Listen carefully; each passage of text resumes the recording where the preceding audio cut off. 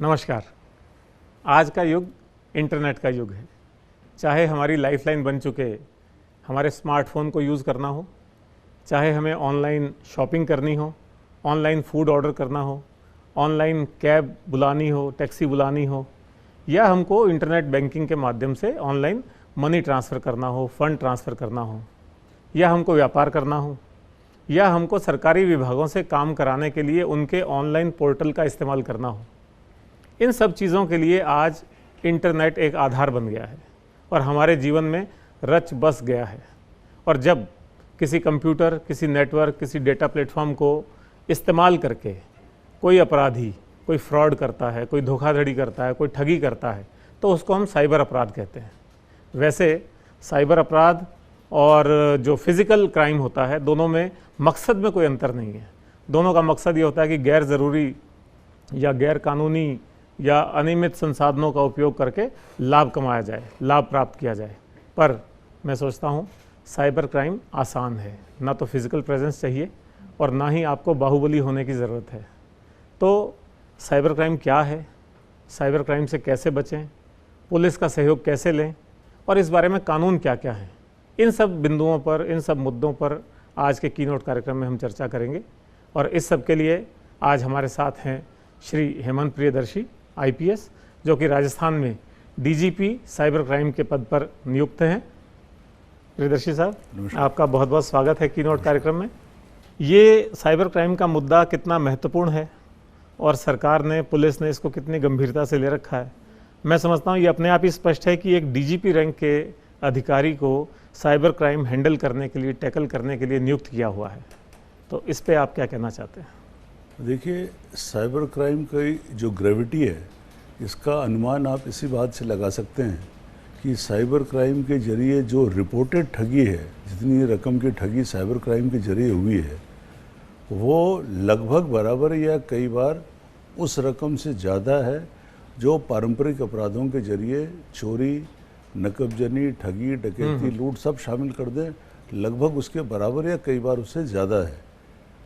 और समस्या की जटिलता इस बात से और बढ़ जाती है क्योंकि इसमें जो क्रिमिनल है वो फेसलेस है, उसका कोई बॉर्डर नहीं है, उसकी कोई पहचान नहीं है और वो किस कानून से कवर होगा इसके बारे में भी कई बार कन्फ्यूजन हो जाता है अगर देश के बाहर है वो। तो चुनौती बहुत गंभीर है और आम आदमी, लगभग हर आदमी के पास कंप्यूटर के तौर पे एक स्मार्टफोन सबके पास है, सबके पास। तो इसमें आपको ढूंढने की ज़रूरत नहीं है। आप रैंडम जो अपराधी है उस सुबह से सबको फ़ोन लगाता रहता है, जो उसके झांसे में आ जाए वो ठगी कर लेता है। अपराध करना बहुत आसान है और हमारी निर्भरता कंप्यूटर पे ज़्यादा हो गई है, इसलिए चुनौती बहुत बड़ी है। तो ये जो साइबर क्राइम है, इसको टैकल करने के लिए एक तो 2000 का एक्ट है, IT एक्ट जी, और उसके बाद मैंने सुना था 2023 में भी एक एक्ट आया था, digital personal data protection act. तो वो शायद अभी तक काम नहीं करना शुरू कर पाया, वो जो उसके नियम नहीं बने अभी। हाँ, ऐसा उसके नियम अभी नहीं बने हैं और वो जब आ जाएगा तो फिर उसके बाद अभी जो डेटा थेफ्ट के कारण या हमारी आपकी जो पर्सनल डेटा है वो थर्ड पार्टी जब शेयर कर लेती है, गलत हाथों में पड़ जाता है। कई बार आप सुनते होंगे इतने लोगों का डेटा बेच दिया गया, तो उससे फिर आपके पास अनचाहे कॉल आते रहते हैं, फिर आपको परेशानी भी होती है, प्राइवेसी डिस्टर्ब होती है और रिस्क रहता है कि आपकी डेटा का इस्तेमाल करके अपराध होगा। तो मैं समझता हूँ निश्चित रूप से वो जो पर्सनल डेटा प्रोटेक्शन लॉ आने के बाद इस पर काफ़ी रोक लगेगी, ऐसा मेरा मानना है। तो अभी जो कार्रवाई होती है वो किस एक्ट के तहत होती है? अभी जो भी हम कार्रवाई कर रहे हैं, देखिए, सब्सटेंटिव लॉ में BNS जो 1 जुलाई से आया है IPC की जगह, उसकी धाराओं के तहत, जो चीटिंग की धारा है 318 और IT act, information technology act 2000, तो उसके तहत हम उसमें कार्रवाई करते हैं। ओके।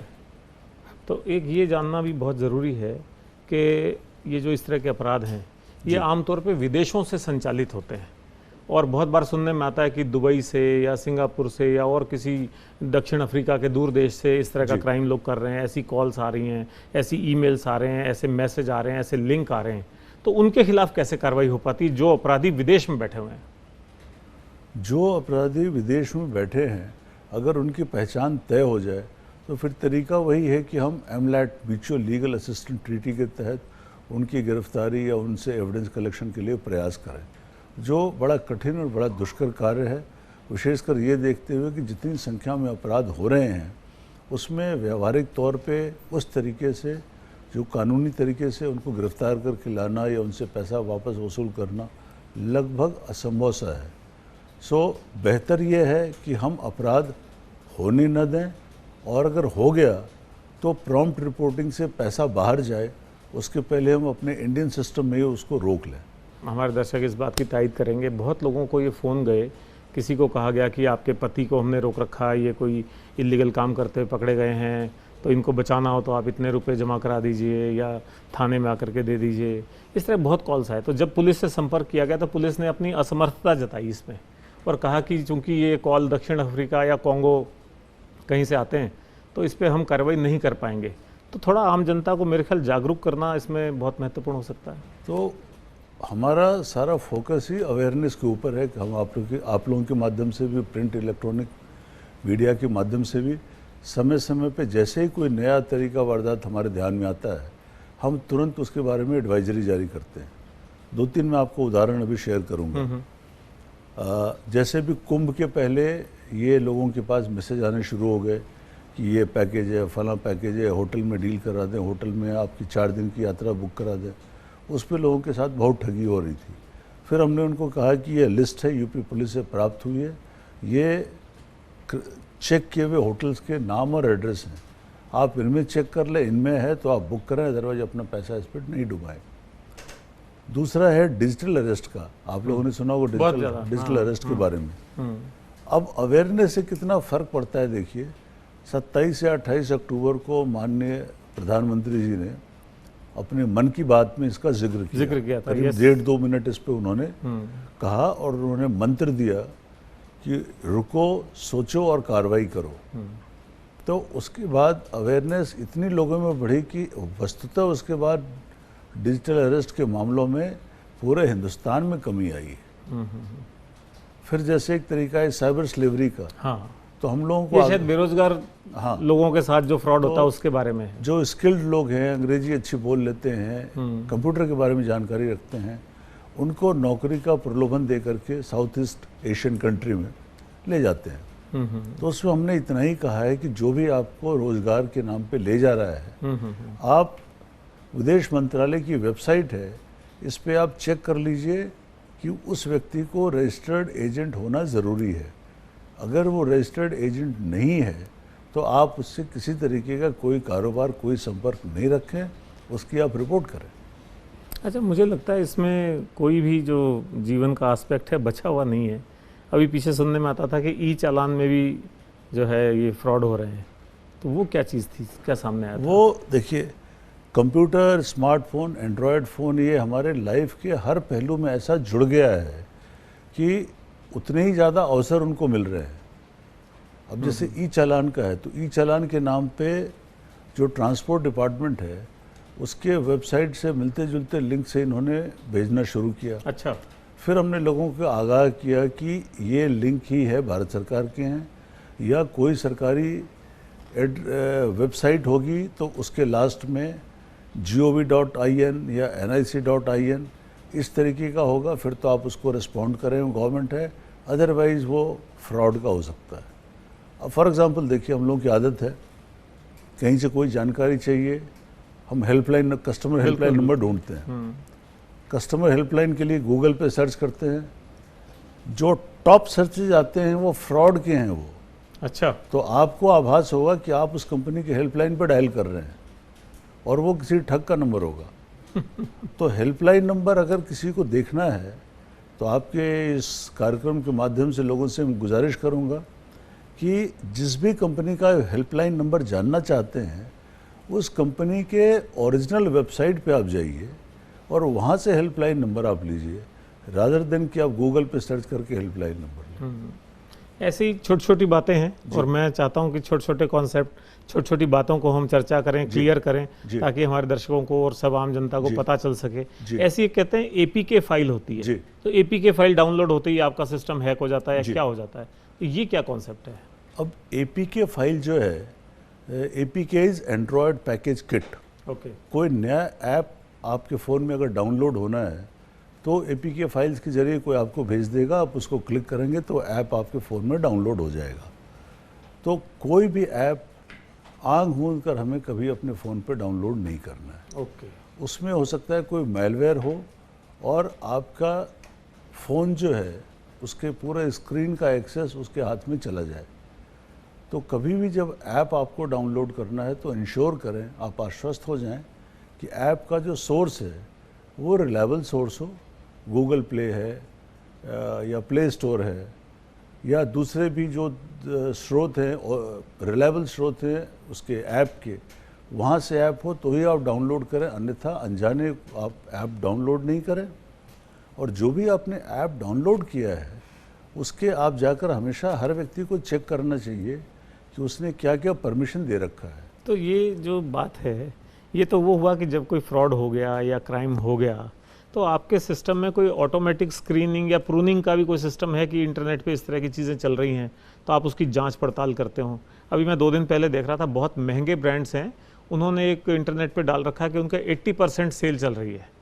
उसको देख करके हर कोई आकर्षित होता है, तो मैंने भी उसको करके देखा, तो देखने पे आया अल्टीमेटली ढूंढते ढूंढते पता लगा कि ये फर्जी वेबसाइट है। तो क्या पुलिस विभाग, महकमा ऐसा भी कुछ करता है कि प्रूनिंग हो जाए, ऐसे थोड़ी सफाई इंटरनेट की करते रहें, ऐसी जो इलीगल साइट्स हों या फर्जी हों या फ्रॉड की हों उनको बंद करवाएं आप लोग? हम इंटेलिजेंस कलेक्शन के हिसाब से या किसी एक सबसे अच्छी चीज़ जो हुई है साइबर क्राइम के बारे में, वो I4C है। I4C Indian cyber crime coordination centre, ये गृह मंत्रालय भारत सरकार के तहत एक नया विंग खुला है और इन्होंने इतना शानदार काम किया है कि उनके बदौलत ही सारे स्टेट्स में एक जैसी रणनीति के तहत कार्रवाई हो रही है। कोई स्टैंडर्ड प्रैक्टिस किसी स्टेट में होता है तो तुरंत उसको अडॉप्ट करके, मॉडिफाई करके सबसे शेयर करते हैं और बड़े क्लोजली मॉनिटर करते हैं। और इसकी गंभीरता का अनुमान आप इससे लगा लें कि माननीय गृह मंत्री अमित शाह जी खुद इसकी इतनी क्लोज मॉनिटरिंग करते हैं। अभी लास्ट वीक में गया था दिल्ली में, ऑल इंडिया लेवल पर इसकी मीटिंग थी। तो उसमें जो बेस्ट प्रैक्टिसेस है हम शेयर करते हैं और उसमें तरीके हैं कि साइबर सर्वेलेंस, साइबर पेट्रोलिंग हम करते रहते हैं। कीवर्ड के आधार पे ढूंढते हैं कि टेलीग्राम में या ऐसे किसी में अगर कोई गलत चीज़ चल रही है तो उसके खिलाफ कार्रवाई करें। अच्छा, ये जो साइबर अपराध हैं, इसमें इस तरह का कि गलत चीज़ बेच दी या ये कुछ कर दिया, ये तो मेरे को लगता है कि क्वांटिटी इनकी कम है। लेकिन ज़्यादा बड़े अपराध, ज़्यादा राशि के अपराध वो होते हैं जो कि क्रेडिट कार्ड, डेबिट कार्ड की क्लोनिंग कर लेते हैं या बैंकों से सीधे ही वो पैसा जो है उनके खाते में शिफ्ट हो जाता है। तो बैंकों की क्या भूमिका देखते हैं आप इसमें? बैंकों की भूमिका कुछ केसेस में भी जो आई है वो है KYC की वेरिफिकेशन में उनकी लापरवाही रही है।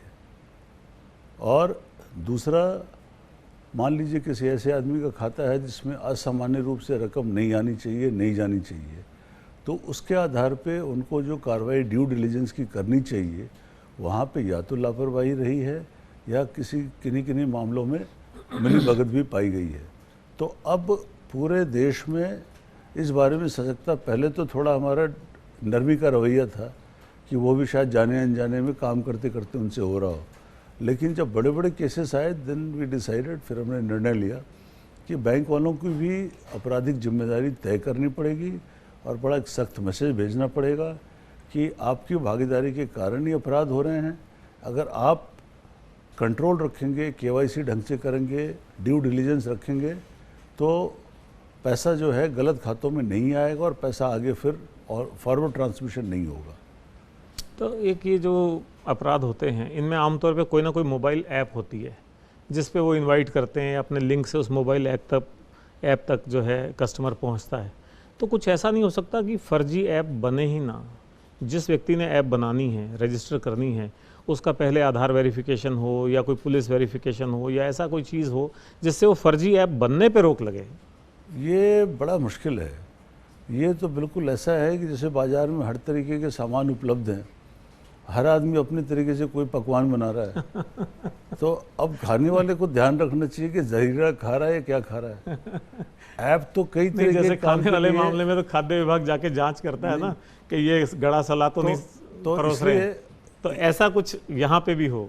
कंट्रोल करना बड़ा मुश्किल है क्योंकि लोग कई तरह के काम के लिए, सहूलियत के लिए हज़ारों ऐप्स बन रहे हैं। आजकल तो छोटे छोटे बच्चे, 11वीं 12वीं के बच्चे, वो अपनी छोटी सहूलियत के लिए ऐप बना लेते हैं, फिर शेयर कर लेते हैं। सहूलियत उससे ज़्यादा बढ़ती है। अब सहूलियत इतनी ज़्यादा है कि चंद अपराध के पीछे अगर हम ऐप बनाने की प्रवृत्ति को ही अगर रेगुलेट करने का प्रयास करें तो वो काउंटर प्रोडक्टिव होगा, क्योंकि आईटी तो हमारी सहूलियत के लिए है। तो अब उसको अगर हम वैसे रेगुलेट करने लगे, पुलिसिंग करने लगे, एक तो बड़ा मुश्किल होगा, संख्या इतनी ज़्यादा है, फिर वो इनिशिएटिव ख़त्म हो जाएगा। आईटी इनेबलमेंट का जो कॉन्सेप्ट है वो प्रतिकूल रूप से प्रभावित होगा। एक इसी फील्ड में ये 2-3 नाम चलते हैं, phishing, smishing, vishing, catfishing, ये क्या कॉन्सेप्ट्स होते हैं? तो फिशिंग ये है कि जो एक्चुअल वेबसाइट है उससे मिलते जुलते वेबसाइट बना के ठगी कर लेना। अच्छा। अब उसमें भी कई बार बारीकी इतनी छोटी सी होती है कि जैसे अंग्रेजी का छोटा अक्षर है ए, हाँ हाँ, तो ए की जगह ग्रीक लेटर अल्फा लिख देंगे।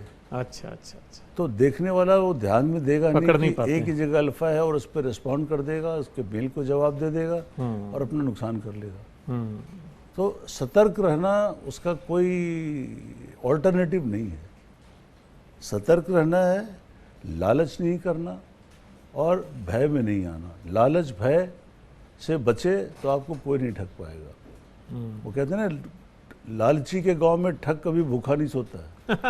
बिल्कुल ठीक लोग है। वहीं ठगे जाते हैं जहाँ लालच करते हैं। हाँ। तो ये सब चीज़ें, जैसे कई बार कहते हैं कि स्ट्रॉन्ग पासवर्ड बनाना चाहिए या और कुछ ऐसा कि ऐसे लिंक खोले नहीं, तो क्या फिर भी मास्टर गाइडलाइन क्या हो सकती है, या कोई मास्टर गाइडलाइन आपने जारी की है विभाग ने, जिससे लोगों को मालूम रहे कि ये नहीं करें, डूज एंड डोंट्स जिसको कहते हैं? टाइम टू टाइम हम जारी करते रहे। अभी हमने 1 महीने का स्पेशल ड्राइव जब चलाया था जनवरी में, ऑपरेशन साइबर शील्ड के नाम से, तो उसमें मैसिव कैंपेन हमने पब्लिक अवेयरनेस का किया था, और उसमें हमने क्या क्या डूज एंड डोंट्स हैं सारे हमने जारी किए थे, और टाइम टू टाइम हम उसको करते रहे। अभी नया प्रयास हमने बैंक्स को लेकर के शुरू किया है कि हर ज़िले में एक टास्क फोर्स होगा जिसमें उस ज़िले के बैंक के एक नोडल अफसर होंगे, हमारे एडिशनल एसपी होंगे, पेमेंट गेटवे वाले लोग होंगे। ये मिलके काम करेंगे, और जहाँ भी जानकारी शेयर करने की ज़रूरत होगी रियल टाइम लेवल पे हमारे से पूछने की ज़रूरत नहीं, जिला स्तर पे ही उनसे संपर्क करके कार्रवाई कराएंगे। तो आरबीआई के मार्फत हम बैंकों से जुड़ रहे हैं कि अगले 5-6 महीने स्पेशल ड्राइव हम करेंगे कि जितने म्यूल अकाउंट हैं, म्यूल अकाउंट उसको कहते हैं जिसमें पहली बार पैसा, ठगी का पैसा आता है। ओके। तो म्यूल अकाउंट्स को हमने आइडेंटिफाई किया है, उनका वेरिफिकेशन कराएंगे, उनको बंद करेंगे, उनके खिलाफ कार्रवाई करेंगे। अच्छा, अपन जो कार्रवाई की बात कर रहे हैं, इसमें एक कॉन्सेप्ट सुनने में आता है, आप साइबर वॉलंटियर्स और साइबर कमांडोज भी तैयार कर रहे हैं। हाँ, वो क्या है? तो साइबर वॉलंटियर तो देखिए हमारे वो लोग हैं, समाज के जुड़े हुए अवैतनिक लोग हैं जो हमारी बात को लोगों तक पहुंचाने में, ठीक है, और कई बार उसमें कुछ लोग टेक्निकल रूप से सक्षम हैं तो हमारे केसेस में मदद करने में कई बार हेल्प करते हैं। साइबर कमांडोज हैं, ये भारत सरकार के I4C का जो मैं जिक्र कर रहा था, इनकी इनिशिएटिव पे बड़ा अनूठा और बड़ा अभिनव प्रयास और पहल है। इसमें 6 महीने की इनको बड़ी इंटेंस ट्रेनिंग दिलाई जा रही है IITs में, राष्ट्रीय रक्षा यूनिवर्सिटी में और टॉप टेक्निकल इंस्टीट्यूशंस में। 6 महीने की ट्रेनिंग और हैंड्स ऑन ट्रेनिंग दी जा रही है कि साइबर सिक्योरिटी और साइबर क्राइम के मामले में टेक्निकल एक्सपर्ट के तौर पे इनको तैयार किया जा रहा है। राजस्थान का जहाँ तक प्रश्न है, अभी कुछ समय पहले हमारे पास 17 साइबर कमांडोज तैयार होके आए हैं। अच्छा, ये हमारे लड़के हैं, मतलब पुलिस के पढ़े लिखे कांस्टेबल जो आईटी जिनको इंटरेस्ट है, कांस्टेबल रैंक के, हेड कांस्टेबल, सब इंस्पेक्टर, ये लोग हैं। इन्होंने 6-6 महीने की ट्रेनिंग करी है, फील्ड विजिट्स किए हैं, हैंड्स ऑन काम किया है और शानदार काम कर रहे हैं भी, तो साइबर सिक्योरिटी में भी और साइबर क्राइम में भी। तो मैं समझता हूँ आने वाले 4-6 महीने में इनका फ़र्क जो है पूरे देश में दिखेगा। एक कुछ साल पहले मैं देखता था केवल एक ही साइबर थाना होता था, फिर उनकी संख्या थोड़ी बढ़ी, लेकिन अभी भी वो पर्याप्त मात्रा में नहीं है। आपका पूरा प्रशासनिक ढांचा क्या है साइबर सेल का, आपके बाद और कौन लोग हैं और थानों तक कैसे विस्तार हुआ, ये थोड़ा सा। अभी शुरू में पहले एक central cyber crime police station था जयपुर में, और उनको सर्टेन अमाउंट से ज़्यादा की ठगी के केसेस दर्ज करने की शक्तियाँ उनको दी हुई थी। फिर जब मामले बढ़े तो आज राज्य के करीब 40 जिलों में हर जिले में एक एक साइबर क्राइम पुलिस स्टेशन है। वो भी अपर्याप्त जब महसूस हुआ तो बड़ा स्पष्ट तौर पर निर्णय लेके डीजीपी साहब ने इंस्ट्रक्शंस दे रखे हैं कि कोई भी पुलिस स्टेशन साइबर अपराध के मामले दर्ज करने में सक्षम है और परिवादी के वहाँ जाने पर कोई टाल मटोल नहीं की जाएगी। जिनके पास सबसे पहले शिकायत प्राप्त होती है वो दर्ज करेंगे। अगर पेचीदा मामला हुआ और आवश्यक हुआ तो उसको ट्रांसफ़र करने के बारे में मुख्यालय निर्णय लेगा, लेकिन दर्ज करके कार्रवाई शुरू करने में कोई भी थाना दर्ज कर सकता है। चाहे रूटीन के हमारे जो 1000 से ज़्यादा थाने हैं राजस्थान में, उनमें से कोई भी थाना दर्ज कर सकता है। ओके, तो इसमें जो सज़ा है जी, तो साइबर क्राइम में भी मान लीजिए फ्रॉड हुआ, ठगी हुई, धोखाधड़ी हुई, और बीएनएस भारतीय न्याय संहिता कहिए या पुरानी आईपीसी कहिए, उसके तहत भी 420 कहते थे जिसको, 420 हुआ, धोखाधड़ी हुई, तो वो दोनों को सेम नौयत मानते हुए सेम सजा है या साइबर होने की वजह से कुछ अलग से भी कुछ सजा का प्रावधान है? नहीं, सजा नॉर्मल जो साइबर क्राइम के जो ठगी के केसेस हैं इसमें भी 3 साल ही है। अच्छा, 3 साल या कहीं कहीं 5 साल की सज़ा है। तो सज़ा तो लगभग बराबर सी है। और सज़ाएँ कई बार जब दंड कोर्ट देती है तो सज़ाएँ लगभग अमूमन साथ साथ ही चलती हैं, लेकिन पेचीदगी सज़ा और अपराध के दंड की गंभीरता करनी है कि तरीका वारदात क्या है। हो तो रही ठगी, लेकिन कंप्यूटर के माध्यम से हो रही है, तो एविडेंस सारा हमारा डिजिटल होगा, कंप्यूटर से होगा, और कई बार विदेश से हमें लाने की ज़रूरत पड़ सकती है। तो ये कॉग्निजेबल ऑफेंस है या नॉन कॉग्निजेबल है? मतलब एफआईआर दर्ज होते ही अरेस्ट होता है इसमें या नहीं होता है? कॉग्निजेबल ऑफेंस है, आवश्यक पड़ने पर दर्ज हो सकता है, और सुप्रीम कोर्ट ने तय कर रखा है कि आप गिरफ्तार कर सकते हैं। इसलिए गिरफ्तार कर लेंगे ये सोच गलत है। गिरफ्तार करने की शक्ति होना अलग बात है, और प्रकरण विशेष में उसकी आवश्यकता हो तो ही गिरफ्तार करें, वो अलग बात। Case to case. Case to case. Okay, एक इसमें साइबर क्राइम में चाइल्ड अब्यूज़ का बहुत बड़ा सेगमेंट है जी। बच्चों को बहुत प्रताड़ित करते हैं, उसके कई तरह की चीज़ें होती हैं। चाइल्ड बुलिंग होता है, जी। चाइल्ड ग्रूमिंग होता है, जी जी। कोई छद्म नाम से अपने अकाउंट क्रिएट करके या अपनी आईडी क्रिएट करके बच्चों को बरगलाते हैं, बहलाते फुसलाते हैं, जी। और बाद में उनका कई मामलों में यौन शोषण भी हो जाता है और दूसरे भी हो जाते हैं। तो इसको भी विभाग उसी गंभीरता से ले रहा है? अलग से कोई इसका आपका सेल है? इसमें देखिए, इंटरनेशनल लेवल पे कुछ एजेंसीज हैं जिन्होंने गूगल और मेटा के साथ टाइप कर रखा है, और वो एआई टूल्स के जरिए वो साइबर पेट्रोलिंग करते रहते हैं। उनको जैसे कोई कीवर्ड या कोई की इनपुट के आधार पे सस्पेक्ट उनको मिलता है तो वो तत्काल हमसे शेयर करते हैं, और उसके आधार पे फिर हम कार्रवाई करते हैं। जैसे साइबर चाइल्ड पॉर्न का मैटर है। हाँ। अब कोर्ट ने डिसाइड किया है कि आपके मोबाइल में या कंप्यूटर में अगर चाइल्ड पॉर्न का मटेरियल है भी, सिर्फ होना ही पर्याप्त है। आप किसी को आगे भेजें न भेजें, आपने अपने डिवाइस में स्टोर कर रखा है, या आपको दंडित कराने के लिए पर्याप्त है। ये तो बहुत ही महत्वपूर्ण बात है। कई बार लोग व्हाट्सएप पे या और ग्रुप्स में शेयर करते हैं इस तरह का कंटेंट, तो उनको सावचेत रहना चाहिए। बिल्कुल उनको रहना चाहिए, क्योंकि इस पर सख्त कार्रवाई हो सकती है। और टिप लाइन पे हमारे पास इन्फॉर्मेशन आती है। अभी हमने कुछ समय पहले जोधपुर में केस किया, 2 भाई थे, वो पैसे लेके वो ऐसे क्लिप्स बेच रहे थे वो। अच्छा। तो जानकारी आई थी, हमने उसको डेवलप किया और फिर उस पर कार्रवाई करी है। तो मैं समझता हूँ स्कूलों में, कॉलेजेस में, कोचिंग संस्थानों में, इसमें आपके तरफ से अगर लेक्चर्स हों, प्रचार प्रसार हो, बच्चों को जागरूक किया जाए, जैसे गुड टच बैड टच का अभियान काफ़ी प्रोग्रेस कर चुका है, तो काफ़ी स्कूलों में मैं भी पढ़ रहा था, अपने ही एक आईएएस ऑफिसर उसको लीड करते हैं। एक सीआईआई का जो यंग इंडियंस ब्रांच है वो भी इसको करते हैं। उन्होंने लाखों बच्चों को इस बारे में सावचेत कर दिया, गुड टच क्या होता है, बैड टच क्या होता है।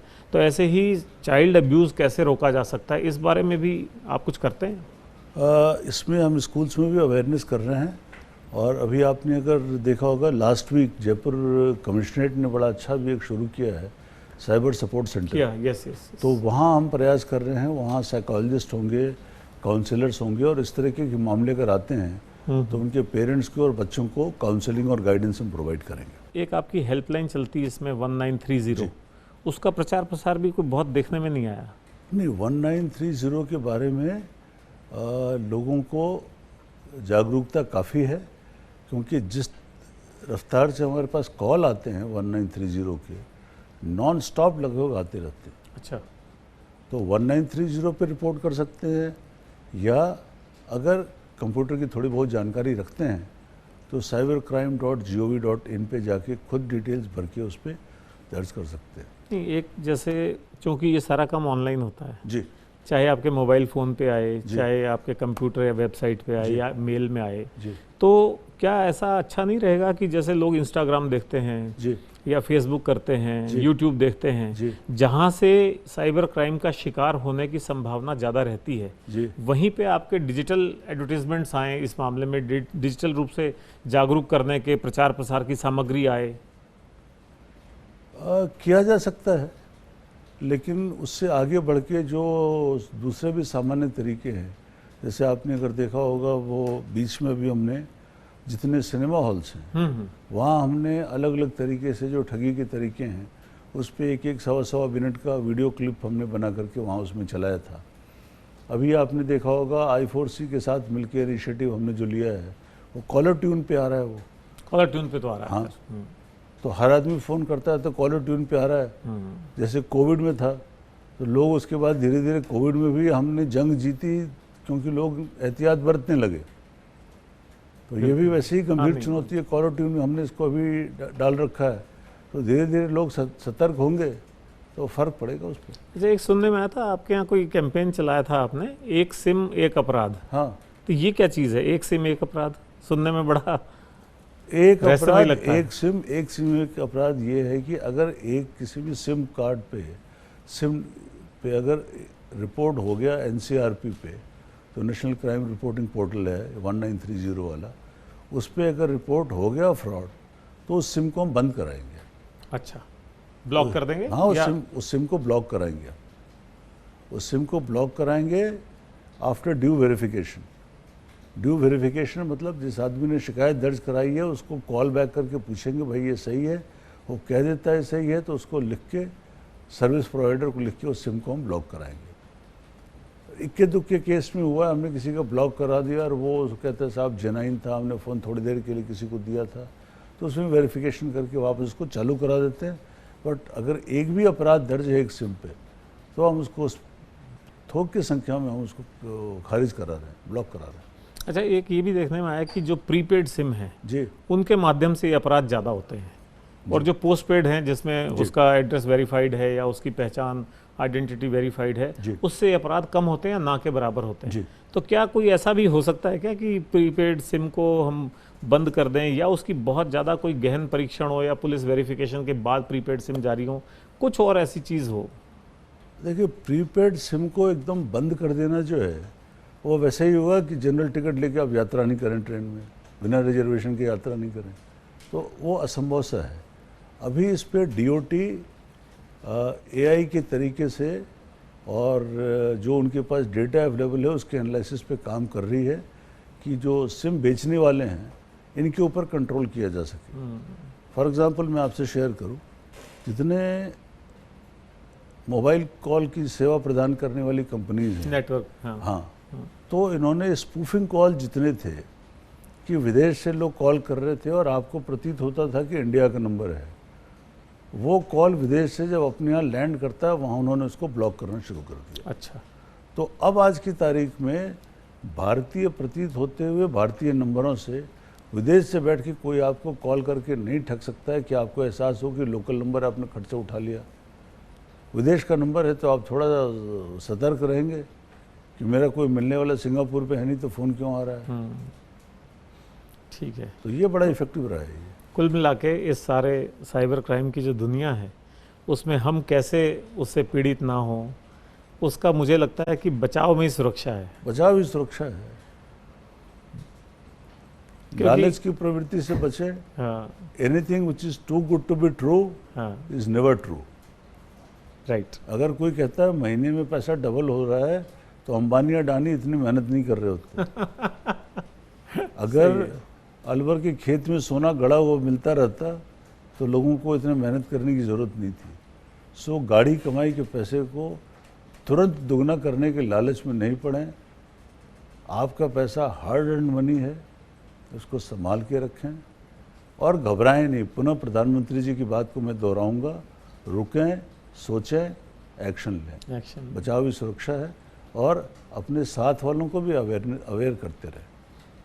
तो चलिए, कुल मिला के ये रहा कि साइबर अपराधों से बचने के लिए सतर्क रहें, जल्दी से किसी कॉल को ना उठाएं, किसी भी लिंक को जल्दी से ओपन ना करें।